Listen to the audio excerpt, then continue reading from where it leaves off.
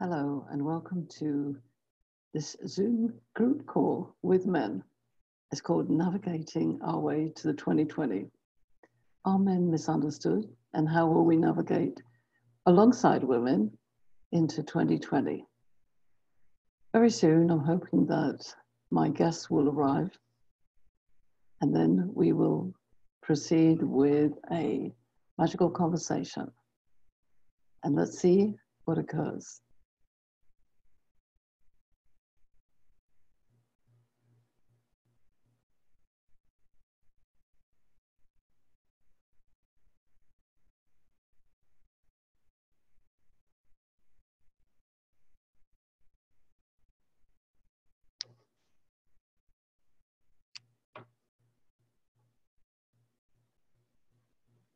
So that I can capture all your chatter. Hi, welcome guys. It's so good to see you. And there may be some others who pop in. Alan's here from Australia, early morning tomorrow. And Matthew, Adolfo, and Jeff, you're all from California, different areas. And Doug's from Augusta, Georgia, is that right? Mm-hmm. As you know, I'm British, so my geography of America is not absolutely wonderful, but I think I know roughly where you all are, having lived in California. Kenny said he might drop in from the UK. I was hoping we could have a UK influence, but maybe that'll have to be me, although of course I'm not a man. So what I want to say to start with is my deep gratitude for you all arriving and for coming into this experiment in a way to see how we understand the world, you understand the world as men about navigating 2020 alongside women who are advancing in great numbers and great energy and great resources into the world which traditionally and a long time ago was always run by men. But the world is different now. So my first question to you is that my question is to understand, are men misunderstood in this new era of going into 2020?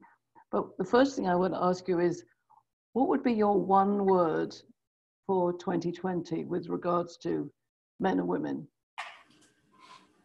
I'll break the ice if I can. And okay, Adolfo, what's yours? I'm going to use the word service. Service. Okay. Because we can, both men and women can come from different avenues and still serve each other. And so I'm going to talk about that a lot so that we can find common ground, because there's a lot of things that tend to polarize this conversation between men and women.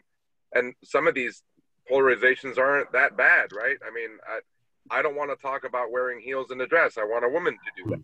And in the boardroom, yeah. So one word then, your word is service. And Jeffrey's come in, excuse me, with the word integrity. Is that right, Jeff?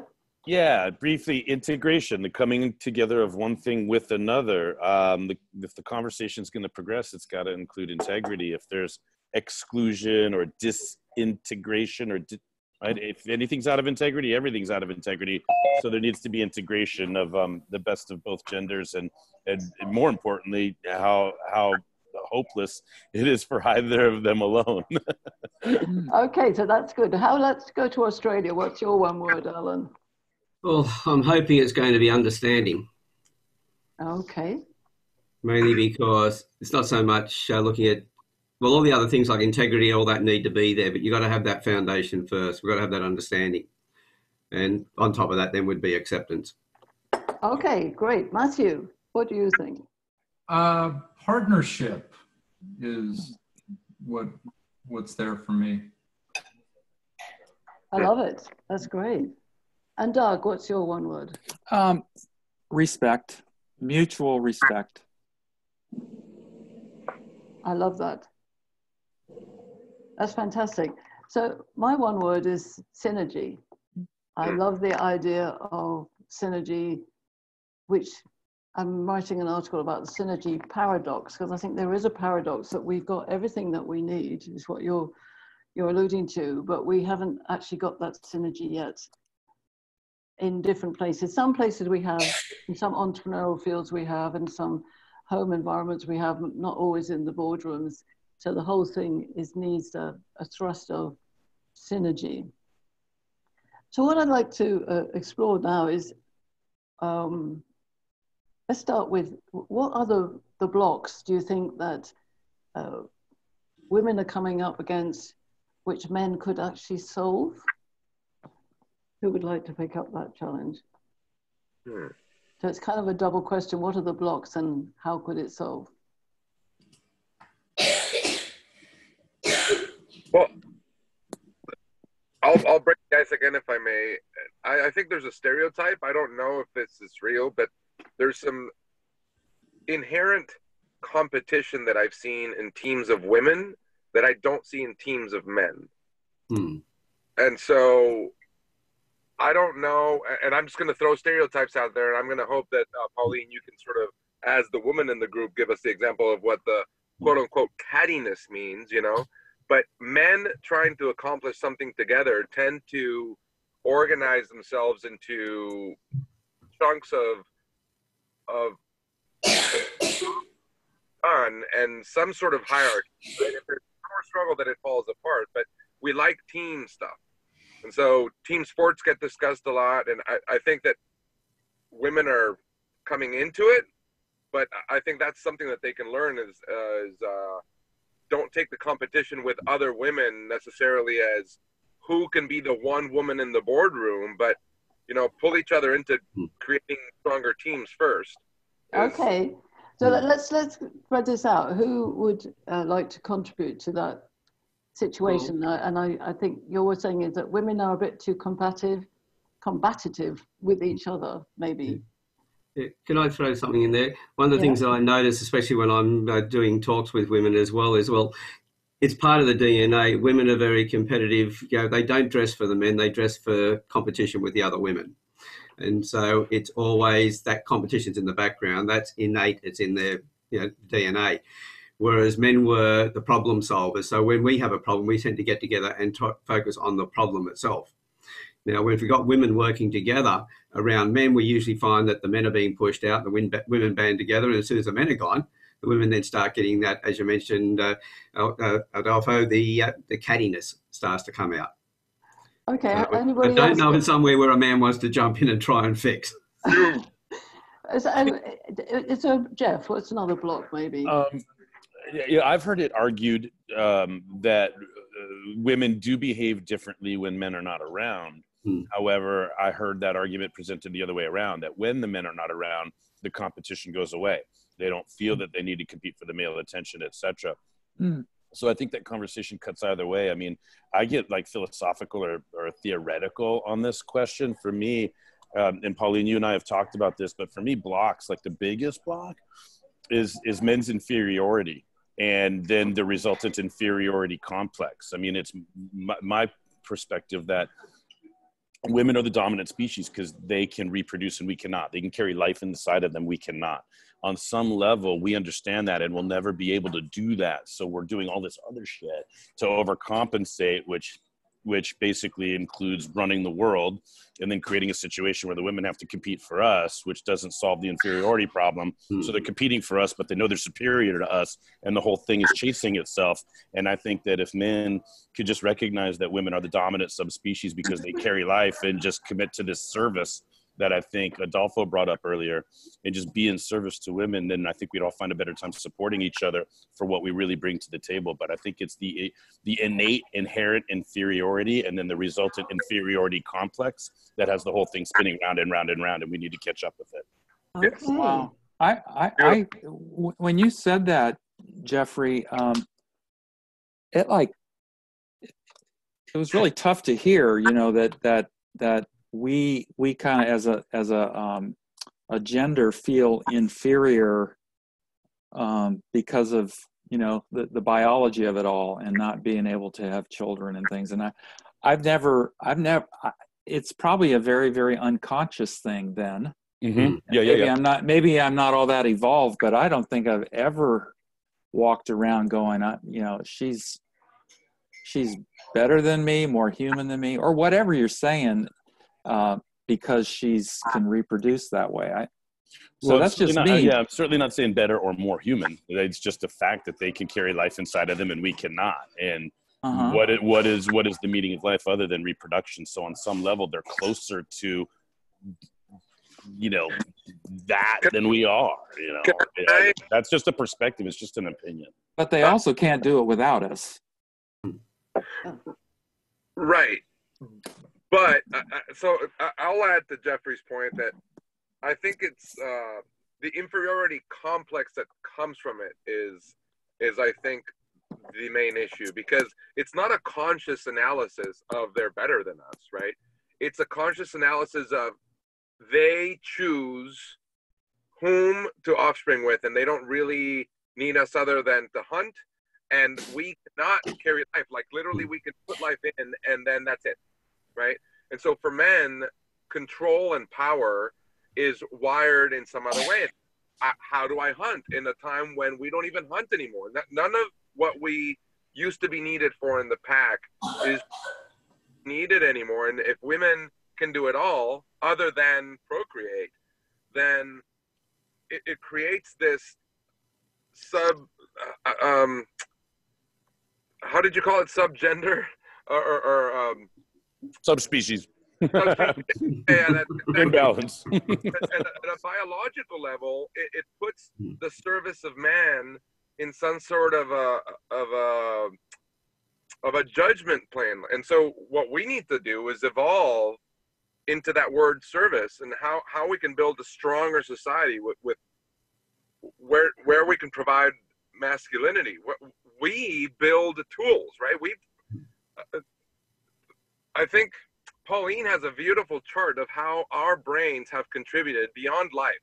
So yes, we can't harbor the offspring, but we're usually the architects and the ones that think in squares, and not all men, but definitely if we were to applaud more what our subspecies brings to the table, we would, bring that non-toxic masculinity to the table and allow that femininity to sort of bring some balance, rather than look at it from a perspective of I'm not man enough or. Yeah, I mean, I think these are a fantastic conversation. What do you think, Alan?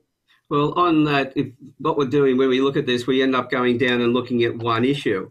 And when we look at that, we're always going to have one being above the other or separate from the other, whatever. We're not, we look at an isolated point about, bearing children. Women have that over us. Comments about what we do is in the engineering brain, the squares, etc. We have it there. So if we look at any given spot, we're going to feel that we're up or we feel down, depending on what we're looking at. It's then coming back and looking at the thing as a whole and realizing in that we contribute. So it's like if I send out, I've got my online courses and I have affiliate partners, and they say to me, well, who's the most important? And I go, well, I've got the IP, but you've got the network. One without the other doesn't work. So it's the same thing here. Men and women don't work unless we're together, but it's then stopping to look at, where are the finite points where we're better. It's really where do we contribute to each other? How do we complement each other in every aspect of our lives? Yes. And this is where the conversation is really important. So what would you think that women would say are most often their blocks in terms of being in business with men, for instance? What would you think was the top? Well, I think from a lot of conversations I've had with women, the glass ceiling, as they talk about it, is something that may have been there originally, but it's been held in place by the women today because it's the first thing they complain about. And what you focus on is what you create. Yeah. And so I feel that quite often the glass ceiling is something they've got there, because some of the most, the highest paid people in Australia in corporate positions are women. Yeah. So it's not a norm that, okay, there's a glass ceiling and every woman's going up against that. Some of them have just seen straight through it, and because they've seen straight through it, they've gone straight through it. It hasn't existed for them. Well, it's interesting, this glass ceiling, because a lot of women say to me, so I'll give you a clue, is they say, we don't get heard. We don't get heard. That's a sort of a big issue. And I feel it's because we're very different. Well, men and women are very different. So we're not always talking in the same language, especially in a business environment. So different at home, maybe. Yeah, I was thinking that, and again, I don't necessarily have even anecdotal data about this, but I do think men can and probably do still, whatever, like you gentlemen said about doing the power thing and the control thing, and with their work, in their work, kind of over everybody, and it affects women too. I think that that's a block. Just that thing about until the, I'm just going to say it this way, the old timers sort of move on. You know, the ones that grew up in the system, in the culture where that was just understood, expected. They do it second nature almost. Until that breed sort of dies out, and they head to the golf course or something, you're still going to have that, and that's got. I think that has to be very, very frustrating for women. Just sort of like, you know, at the get-go, they're just not. They're not accepted or respected like they should be on the face of it. So Jeffrey, what do you think? Well, I mean, I like to see as many sides of the argument as possible. I can tell you Saturday morning in New York, I had breakfast with a woman who's the president of our company. It's a mortgage company, you know, multi-million dollars. She says, glass ceiling, if there's a glass ceiling, go find another company where there isn't one and go, or start your own company or whatever. Like, for her, there are no blocks other than our own aptitude and our own drive and our own desire and our own goal setting and our own resourcefulness and so forth. Now, I would get in a lot of trouble for saying this in another context, right? But I would say, well, the blocks for women are no different than the blocks for men. It's accountability. It's personal responsibility. So it's easy to say glass ceiling, but are you saying, well, I did these 1,000 things to make sure I got what I wanted, or did I give up on any of those 1,000 in favor of talking about, because every time you're talking about the glass ceiling, you're not doing something else that could solve your problem. So this was coming from, you know, the president of a multi-gazillion dollar mortgage company. So I think it would be a shame to say, well, women have blocks that men don't, but that would be insensitive as well, because there is this inferiority complex that's created the need to control everything and overcompensate, right? So it's complicated. But the idea if you just ask an individual, what do you want? What are you willing to do to get it? Are you going to stay in a situation and complain that it's impossible, or, you know, are you going to move on and find a way? So I think it's accountability and personal responsibilities. Everybody's blocked to getting where they need to go. Yeah, I think the blocks and that are not so much imposed by others. The blocks that both men and women are going through are self-imposed. Yeah. It's always an inside job, isn't it? That's it. You know, I think this is a great forum to talk about, like, #MeToo, right? The Me Too movement was a movement. And it was a little bit nebulous, because Me Too what? Right? What was it that I was joining into? What, you know, the individual experience didn't happen to everyone, but something was there that they wanted to bring up as an argument. And really, Me Too was about abuse, right? And so there's room in this conversation and opening up of the Pandora's box, if you will, as to what is abuse and what are we all dealing with as a society, right? Not just women being objectified. It wasn't about specifically sexual abuse. It was about the balance of those two male-female energies and abuse in self as a whole. And so I read somewhere in social media that you know, people go to therapy to deal with the people in their lives that won't go to therapy. and right, like there's grown adults running companies that have childhood trauma issues that they will not accept, specifically because they are male, and the only, you know, subconscious way to get it out there is to abuse of their power in the only way that they know how, and to punish someone for not thinking a certain way or going through a meeting a certain way. So I think if we focus in as men with quote unquote power or access to good networks, you access that conversation as to how do I get rid of abuse, As a male, I get rid of abuse of my power, and as a female, I get rid of abuse of myself or these circles in my head about the glass ceiling, because otherwise you don't bring this balance into the conversation. We just keep talking about this problem rather than talking about the solutions or how we're going to do something different tomorrow. Yeah. See, I see Me Too and all of those other movements as having been their answers to symptoms. They never worked on problems. Whenever you create, Me Too, Men Too, anything else, you're going to create a new tribe, and those tribes will always be combating with each other. And that's why I created the hashtag We Together, because that was all inclusive. I want to disagree just a tad, not incomplete, Alan, but just a tad. If you're watching the observable action, they're talking rather than doing. But if there's enough talking going on and enough people holding signs and enough media coverage, then all of a sudden I am wondering if I should open the door for a woman or not.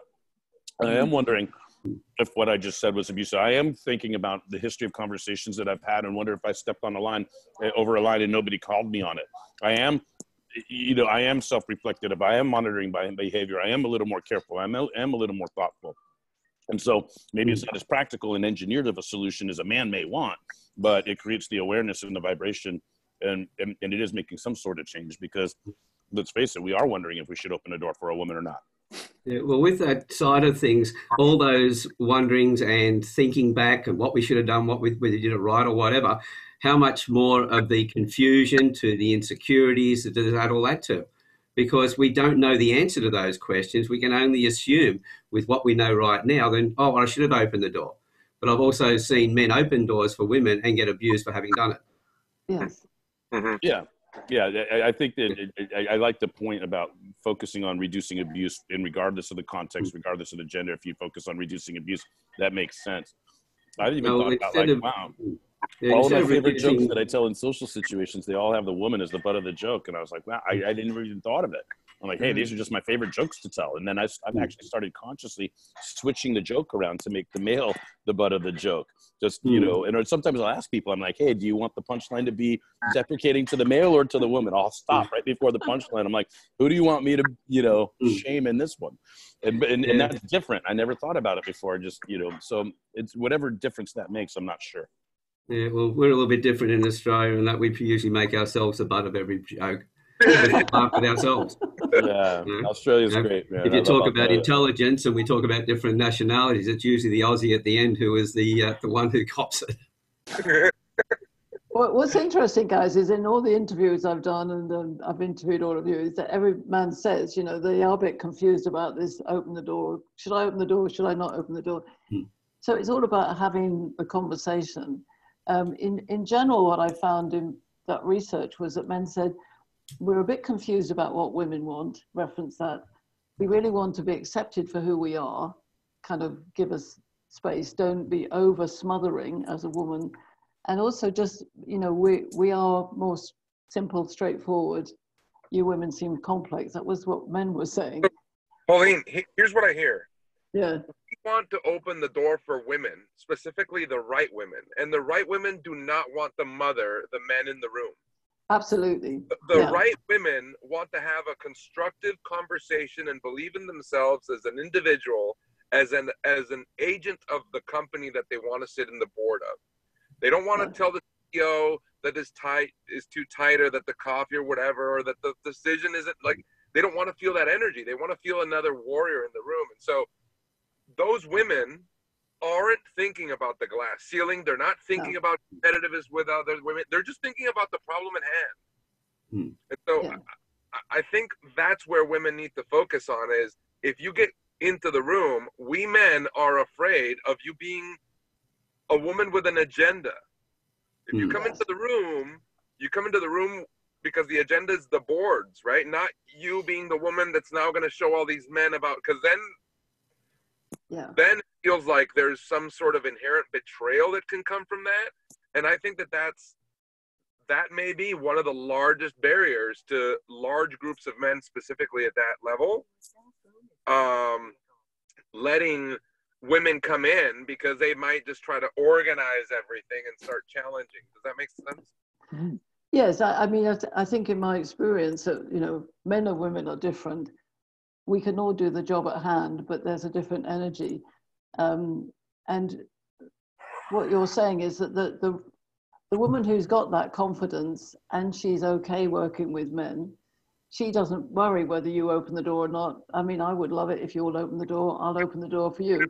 But the women who aren't, and to be honest, I think there's still a majority that aren't, in my experience working with women, is there's still this feeling that if I want to get to the top of the business, I can't do it unless I start my own. So female entrepreneurs come into a different category.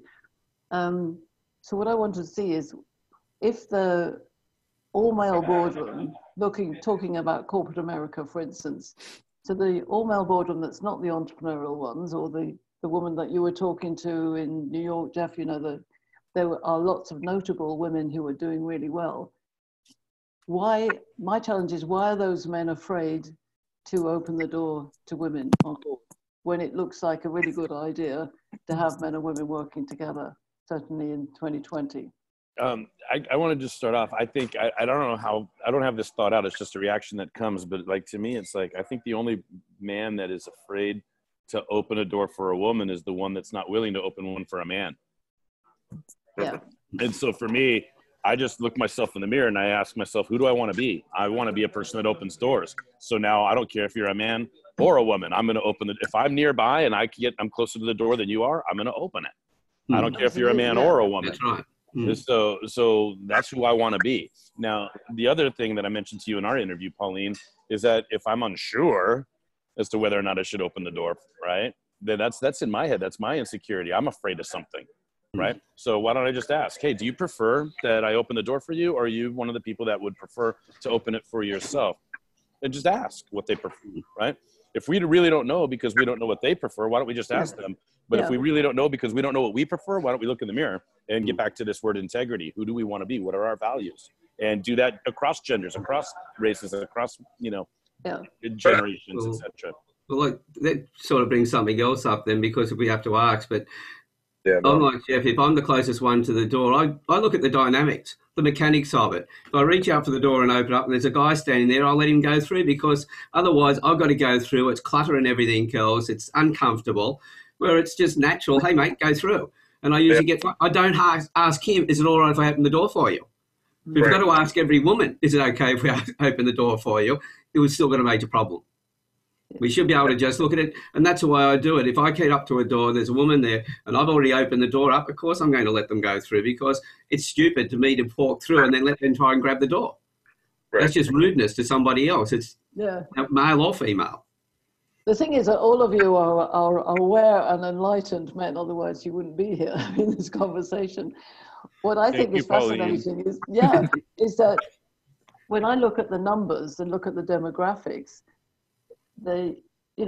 just take the Fortune 500 in US, I'm sure Australia is similar, but 30 are run by women out of 500, and I haven't gone down to the next level. So in the metaphoric of how would you persuade those men to open the door of their boardroom to allow a diverse mixture of men and women and other diversities, of course, but I've been having some conversations where it would sound like many men are just not aware. So, Pauline, I think the door is open. And the reality is that the statistics aren't there yet. I mean... Oh, it's changing for sure. Yeah, but it's really hard to ask for the top of the pyramid to change when the base doesn't have that many women already aligned for ascension of that management. And so it's like asking the men at the top just to choose a woman so that they will immediately balance out. And it puts a burden on them that they're not willing to accept, because it comes from nowhere of, like, there's no reason for a male CEO to just open the door for a woman to balance it out. The right woman has to be on her way up for him to be, right? Like what do the rest of you think? Because in my experience, there's plenty of women. I mean, they're coming up in droves. I have a question for you, Pauline. What is the maternal instinct? How strong is it in a woman compared to the paternal instinct in a man? I think It's a very good Statistically, question, Jeff. statistically, how many gaps in careers are there for these women that want the opportunities that now logistically just have the gap in their resume that when qualifications for the job? I mean, I'm curious, how strong is that maternal instinct? How many corporate women have to, not have to, I'm sorry, choose to, want to, you know, make that choice? Like, hey. Yeah, I can't give you numbers, but it's a lot. Yeah. And that's where the choice for a woman on a career is so different to a man, because she's got to make that choice. Do I have children? Do I work still? Do I have them? Do I stop? Do I not have them? And we know that there are many women who choose to have a long career and not have children because they want to be at the top. I don't know the numbers, but it's definitely something that happens for a woman, not a man. Just so you know, I'm entrepreneurial. My wife is corporate. And there was an instance where she got acquired. There was a merger, and headquarters went from San Diego to the East Coast, New Jersey. So there was a period of time where my wife was traveling 50-60% of the time. And we had 3 small kids at home. One that was in diapers getting potty trained. And I was handling it, right? And I have a paternal instinct. You know, I love being with my kids. But, you know, we know that staying home with the kids is harder than going to work. And that was one of the imbalances. What do you guys think? I mean, it is a woman and a man have a very different life journey. I think that is something that needs to get addressed at the boardroom level. Like, we are taking care of humans and society. Humans and society need children that are happy, with happy parents that are not stressed and anxious. Both parents need their brain. I mean, I have an MBA and an electronics degree. My wife does as well. There's trained brains there, but then you just throw this gauntlet of society and go take care of your offspring and go to school with a completely different schedule. It doesn't work as society. And so if the people with power, i.e. the boardroom and the law writers, right? Those two groups need to acknowledge what Alan was saying earlier. We're about, like, the only way to move forward is as a group. Women contributing to men and men to women, because our offspring, i.e. boys and girls, need of a working group of people, either in a company where maybe allow more people to work from home more of the time, because how many women and men could basically do their instinct and take care of their kids while they're doing a bunch of work that we're doing. I'm sitting in my car having this meeting. So I think it's up to people on the top to add more. What do you think, Doug? I think that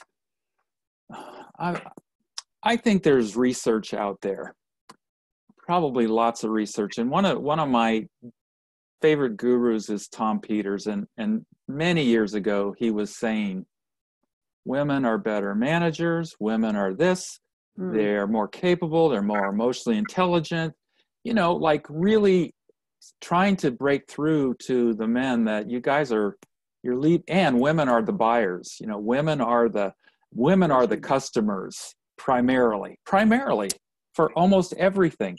And yet I just don't know if there just needs to be more education and more letting people know that this is a reality too, that we can be a better company with that, you know, more women, that element there. And how do you get through to these guys? Do they just not want to hear it?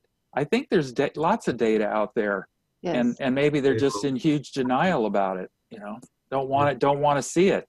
With all these people writing all of this stuff and highlighting that, you know, women are this and women are that, the end result is that's still adding to the problem, because it's showing separation. It's showing that, and the men who are reading all of this, they're going to put barriers up, because if you're told you're not good enough, you're going to fight.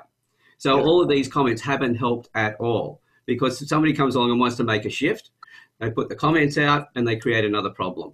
I hear you. As I said, I created the hashtag We Together with the Campfire Project, the conversations that you know, Pauline, between the men and women. We have not had anything that hasn't been anything but totally respectful to each other. And, you know, in those conversations, the fact that we've got all this difference between women raising the children and things like that, men don't have those issues.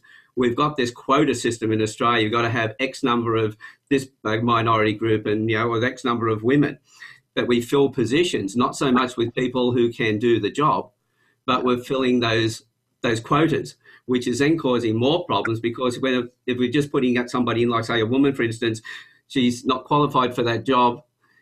This is nothing against the genders, but she just say she doesn't fit into that, then all the men who see that, now they're fighting it. So we created a bigger problem, because now the men are whinging about the women who are taking those roles on. And so when we look for it, I think, was it Adolfo, you mentioned before, it should be the right person for the job, regardless of gender, sex, nationality, culture, or anything else. Who can do that job the best? Right. And that way we then focus on creating or educating people across the board to be able to work and fill those positions, and we get the right person in the job. We stop looking for quotas. Because maybe the women will be in that role, with the women are in that role, they'll be in the role that they are best for, or that individual person is best for, male or female. Maybe there needs to be some expansion or some out-of-the-box thinking on what qualifies somebody. Like, how do we know who's the best for the job? Because we all know in sports, underdogs often win, right? So if you say who was the best team to win the championship, but that team didn't win the championship, right? So in other words, based on paper or qualifications, whatever you would think qualifies somebody, that doesn't take into account human performance, determination, togetherness, and so and that's what I'm getting at, because with all the right qualifications for a job really being measured when it comes to selection. Yeah, but see, that's what I'm getting at. If we then focus on that, we're no longer focusing on gender. We're focusing on the cause behind the thing that we really need to build on. We've moved away from, the quotas. We've moved away from all that argument about male, female, etc. And now we're focusing on something together to find the best way to assess somebody who's best for the job, regardless of gender, culture, or anything else. And now we start to get the solutions. Yeah. But we're not, we're going to be looking for quotas and things like that.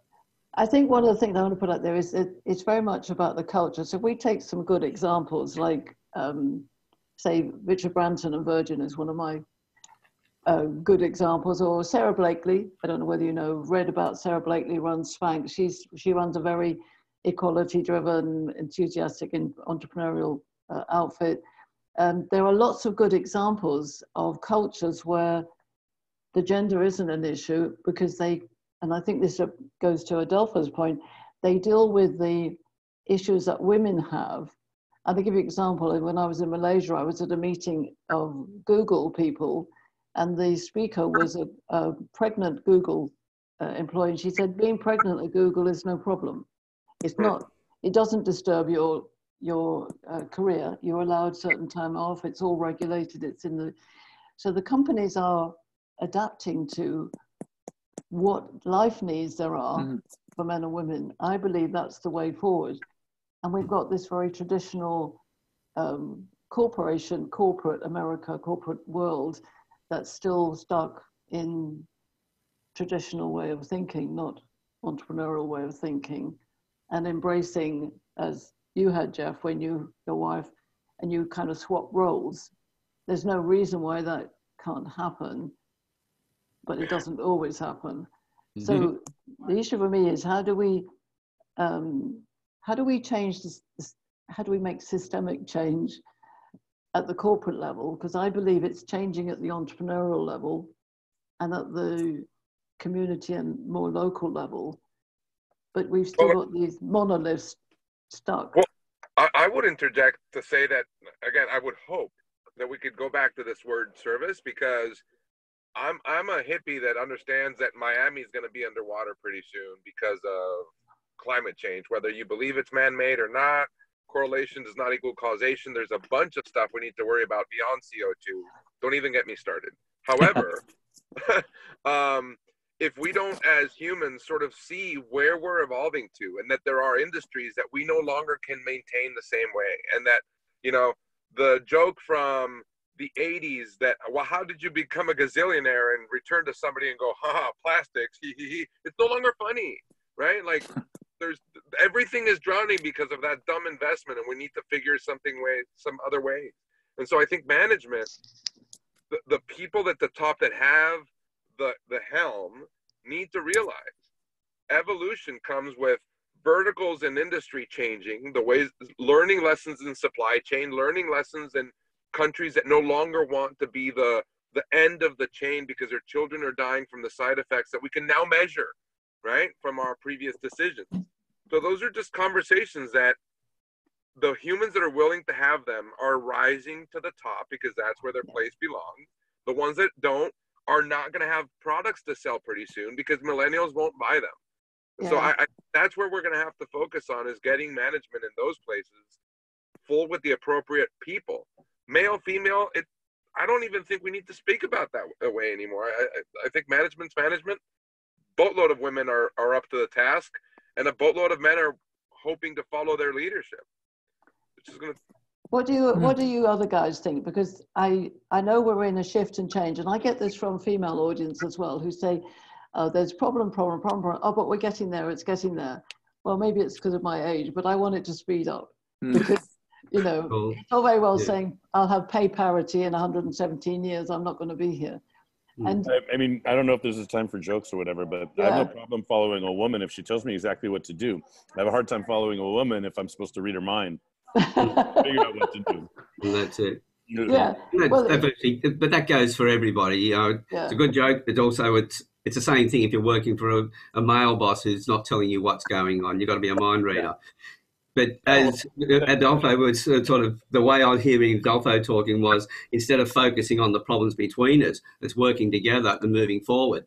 So instead of looking behind us, of what's been behind us, by looking forward and working as a unit to improve things, and that we come together shoulder to shoulder. And there's no confrontation shoulder to shoulder. There is when we're looking at each other because we're in that physical position. Yes. Yeah, well, let me ask you something as well then, guys. I put forward this idea that if we imagine the future without any condition to the present or the past, so absolute clean slate, you know, what would be the number one thing that you would like to have in that future world? And I've asked women, and we asked that on one of your debate question panels, Alan, as well. And I think there's subtle differences in the way men would imagine a world of without condition to the present.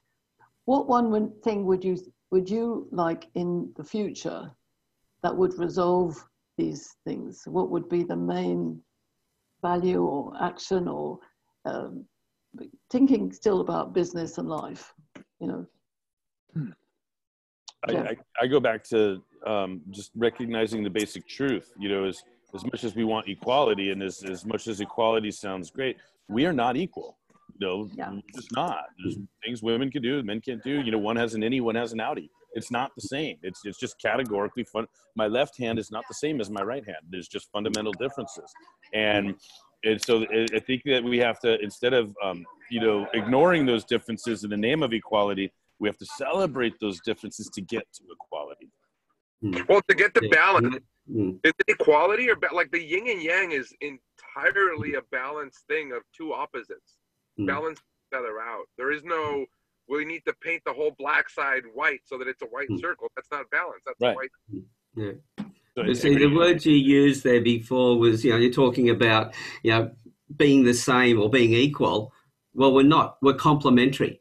And I think when we start focusing back on the fact that we are complementary, then we start moving forward, because there's no longer this competition. I've got to be equal to you in this, and I've got to be equal to you in that, because we never will be. No two men will be equal to each other. No two females. No any combination. Every person on the planet is completely different. Every person on the planet's got a different personality, because that's what I work with. You know, I might put you in boxes, but in that box, you're still in a different position in the box. Yeah. So the end result is that we're never going to be the same. And that's the beautiful part about it, because if we were, we wouldn't need each other. But when we're different to each other, we then complement each other. Somebody else brings to the table what I can't do. The idea of, if you're a boss, you employ people who can do the work that you can't do and don't want to do, so that you can then go on holidays and the company grows in your absence. The end result is that the people work together, they want to be there. So when we start treating each other as a complementary, that we complement each other, that's when I think we'll have a better relationship, because it'll be accepted, instead of trying to be equal, which is impossible to do. And that's what we're trying to do all these years. Me Too, Men Too, all these other movements, it's been trying to be equal to each other, It's an impossible thing to do, and that's why we keep failing. And one of we'll the things always fail. one of the things about being complementary is to be complementary. To compliment people more often than dig them out, whatever your expression. I think people are often ready to critique or control because they're stressed. But I would agree that so in the future we would celebrate the balance and be complementary. What else in the future would you say, Doug? Boy, yeah, that's a tough one for me. That's just a tough one for me. I agree with these gentlemen. I really like what you're talking about, complementary, and I love we treat each other because we're complementary to each other, other than trying to be equal, and that's to me that's a really wise crux to all this. Yeah.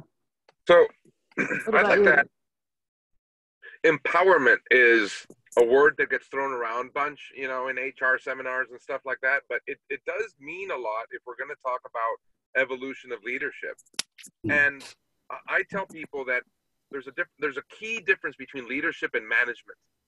You can only lead people and you can only manage resources. You cannot do the other two things. You cannot do it the other way around. People do not like to get managed. They appreciate their own contribution to the problem solution. They appreciate that they have their own brain, and if you treat them as a child, they will act as a child. So if you empower them to take their job description that should be understood first by management as something that's going to get transferred as some sort of torch to this person, you're going to pay them for their contribution to the mission. It's all about leadership. So if the CEO can create an environment where people feel trusted to do their job, the argument isn't about whether the employee is male or female. Right. It's Exactly. about what the company needs to move forward. And usually there are very, very few tasks that require me to have male genitalia or female genitalia, right? In the job description, there isn't. It really just becomes as to how do we contribute to this bigger mission. And back to Alan's point, how do you get the right person for the job?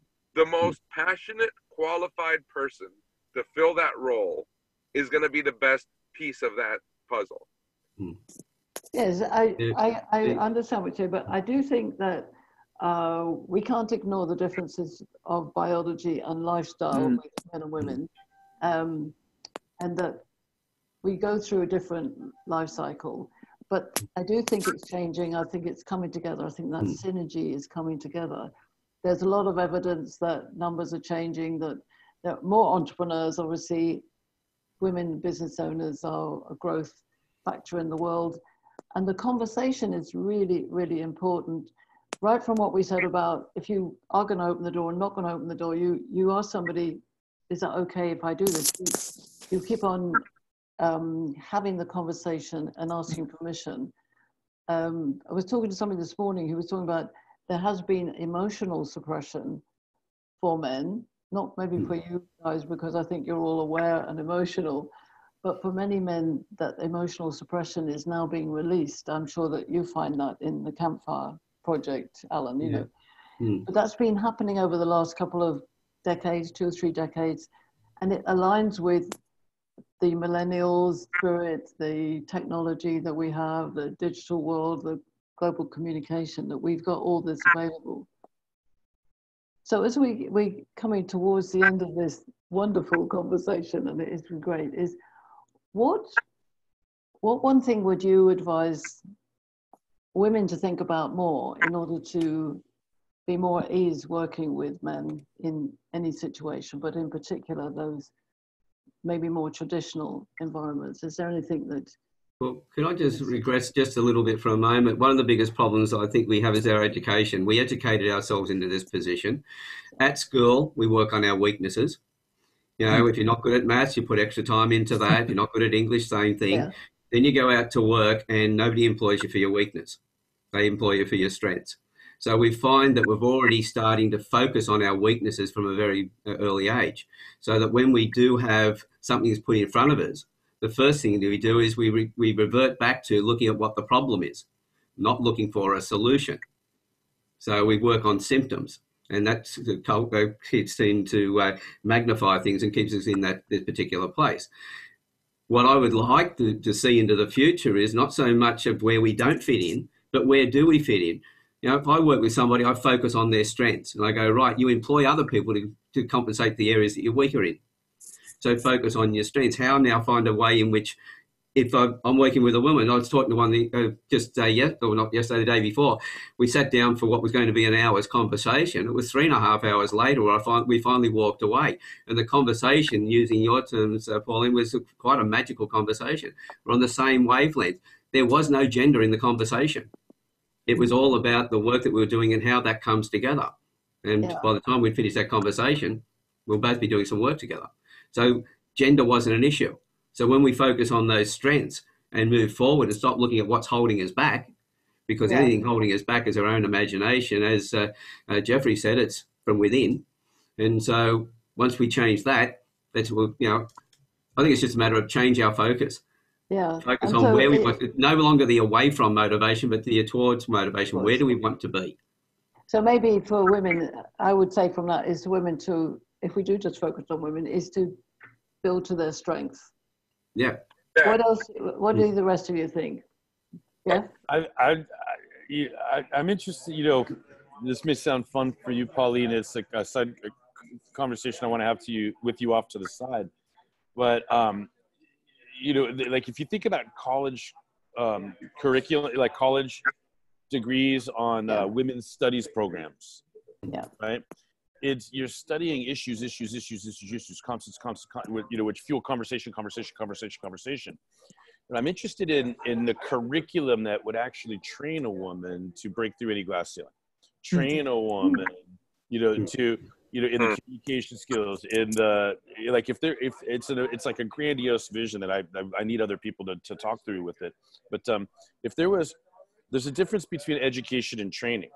You follow? You know, like I think Dr. Nito Cobain says there's a difference between sex education and sex training. So would we rather give our children sex education or sex training? Well, we'd rather give them sex education. But as we become adults, I think we need training. I think we need the observable actions of actualizing ourselves, and how when there's barriers, when there's obstacles, when there's roadblocks, so we can fall back on theory to explain these barriers rather than action to get through the barriers. I think that there's an opportunity there that I'd like to explore. Yeah, you know what I'm curious about. You know, I know you had 3 sessions with women. What would be one more left this week? What would be a takeaway for us? What would be a takeaway for us of something that you heard?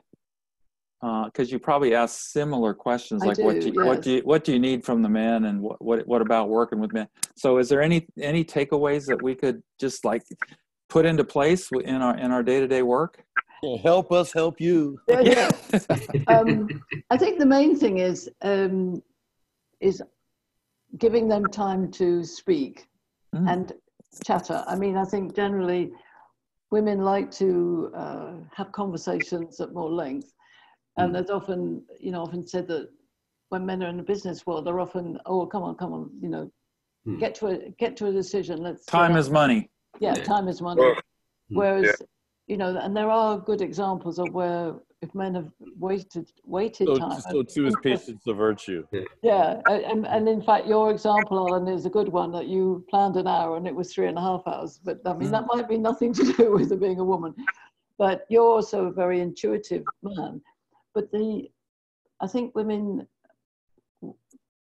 sometimes we force ourselves to be more, or rather less emotional, in order to be more businesslike and in the male world, because we haven't been there yet, and we believe that it's a less emotional space. I think it's changing. I think it's now becoming a more emotional space, and that's the synergy that will come in next year. Is it? So most of them say they feel they get in their own way. And that men don't hear them and don't understand them, and they take their ideas. That's some of the general things. Oh. You know, I think it's always been an emotional place, but the problem has been it's been suppressed emotions. Yes. And when the emotions come out, they either come out with enlightenment or they come out as abuse. That's why domestic violence has been so high. At the same time, we've got Sorry? Yeah, well, the and word empowerment that Adolfo used, Hmm. I think there have been so much of the last decade of empowering women that some women love it and they're there, they're strong, they're absolutely in there, they have no problem being with men, being in the boardroom, that's fine. But some are still thinking, oh my God, I don't know how to manage this. Do I have to be like a man or not? And of course they don't, but they still haven't had that, what you're saying, Jeff, is that real training to be okay with whatever it is. So it's an and, as you know, women are generally more and so to either or. That's some of the mainframe. And I think women are very intelligent. That's what somebody else, you said earlier, I think, women are some of the best relationship managers, some of the best leaders, but it's not best in better, it's just different. That's so it. all of these things, what I got from women is that they want to be understood. Everybody wants to be understood. In fact, one of you said right at the beginning, understanding is the key. Understanding and taking the time to listen to me. And that's what women want. They want a bit more time to be heard for their good ideas and not to be shut down too quickly. That's my experience with the group so far. I think the main thing is to look for to realize the differences and then appreciate what those differences bring. Then we can be complementary. If you want a bit of a giggle later on, it's a little video that I use in a lot of my presentations. You'll find it on YouTube. Just do a search for "It's Not About the Nail," Nail. And it's a man talking to a woman, and it shows how the man's trying to fix and she just wants to be listened to.